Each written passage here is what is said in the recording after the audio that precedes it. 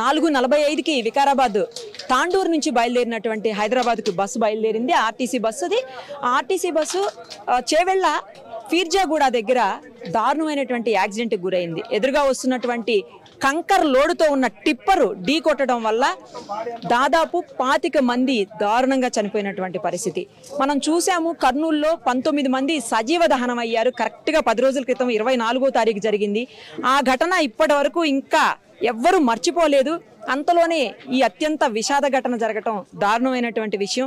కేవలం స్పీడ్తో ఉన్నందుకు, తర్వాత రోడ్డు చాలా చిన్నగా ఉండటం, ఈ 2 రీజన్స్ తోటే ఇక్కడ ఇన్సిడెంట్ అయిందని చెప్తా ఉన్నారు స్థానికులు కావచ్చు, లేకపోతే అందులో ఉన్నటువంటి బస్సు ప్రమాదానికి గురైనటువంటి కొంతమంది ఇంటి సేవ్ అయ్యారు కదా, దాదాపు 70 మంది ఉన్నారు. ఆ సేవ్ అయిన వాళ్ళు చెప్పినవి ఏంటంటే బస్సు చాలా స్పీడ్గా ఉంది, సేమ్ టైము టిప్పర్ కూడా చాలా స్పీడ్గా ఉంది.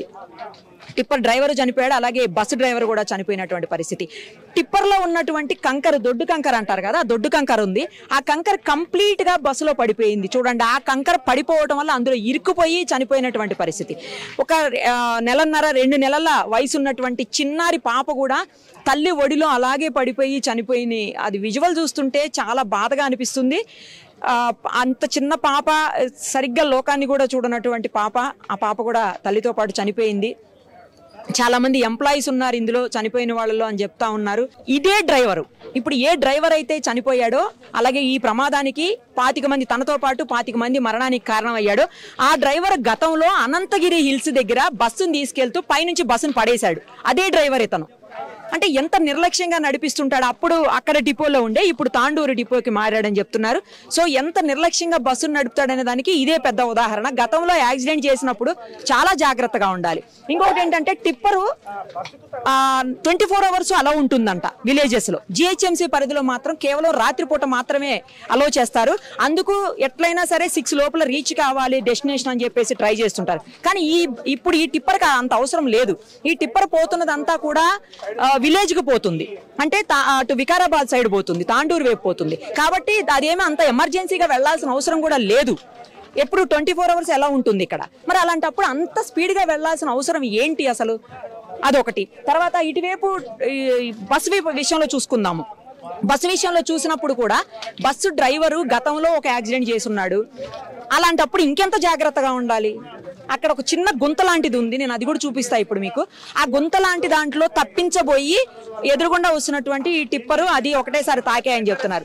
అసలు ఎంత దారుణంగా పడిందంటే బస్సు, ఆ టిప్పర్లో ఉన్నటువంటి కంకర మొత్తం బస్సులో పడిందంటే ఎంత ఘోరంగా గుద్దుకుని ఉంటే, పార్ట్ ఒక్కసారి చూడండి, చిన్న పార్ట్ కూడా లేకుండా ఫుల్గా డ్యామేజ్ అయిపోయినటువంటి పరిస్థితి బస్సు. అసలు ఇంత ఘోరమైన యాక్సిడెంట్ ఈ మధ్య కాలంలో ఎవరూ చూసుండరు. అంత దారుణంగా యాక్సిడెంట్ అయింది. చూస్తుంటే ఆ బాడీస్ అన్ని బయట పెట్టున్నాయి. మార్నింగ్ విజువల్స్ లో చూస్తుంటే చాలా బాధ అనిపించింది. దీన్ని రెస్క్యూ చేస్తున్న సమయంలో ఇక్కడ ఉన్నటువంటి సిఐ కూడా కాలికి దెబ్బ తగిలింది. దానిపైన ఆయన కాలిపైన జేసీబీ ఎక్కేసింది. సో ఆయన్ని కూడా హాస్పిటల్కి తరలించినటువంటి పరిస్థితి. ఇంకా కొంతమందికి సీరియస్గా ఉందని చెప్తున్నారు.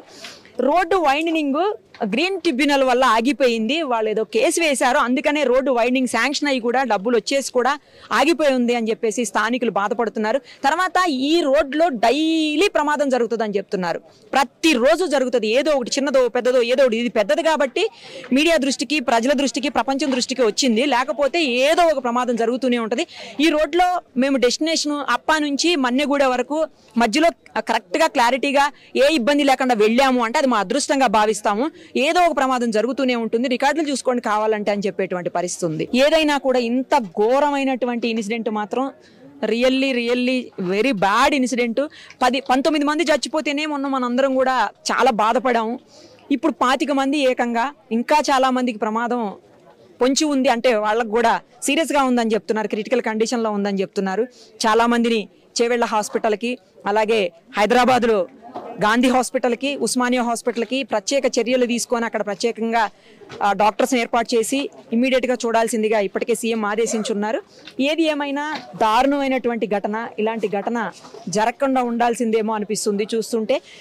ఎందుకు అంత స్పీడ్ రావాల్సింది? కేవలం స్పీడ్ మాత్రమే ఈ ఇన్సిడెంట్కి కారణం అని చెప్తున్నారు. ఒక చిన్న పార్ట్ కూడా లేదు అసలు బస్సులో. అయితే కొంచెం వెనకాల ఉన్న వాళ్ళకి మాత్రమే వాళ్ళు సేవ్ అయినట్టున్నారు. ఫ్రంట్ ఉన్న వాళ్ళు ఎవ్వరు కూడా సేవ్ అయ్యే పరిస్థితులు, అసలు బస్ చూసిన వెంటనే మనకే అర్థమైపోతుంది వీళ్ళెవ్వరూ బ్రతికే అవకాశమే లేదని చెప్పేసి. అంత దారుణమైనటువంటి ఇన్సిడెంట్. మరిన్ని అప్డేట్స్ కోసం Nirupama Suman TV Insta page ని ఫాలో చేయండి. సుమన్ టీవీలో మీ పర్సనల్ అండ్ బిజినెస్ ప్రమోషన్స్ కోసం కింది నెంబర్ కి కాంటాక్ట్ చేయండి.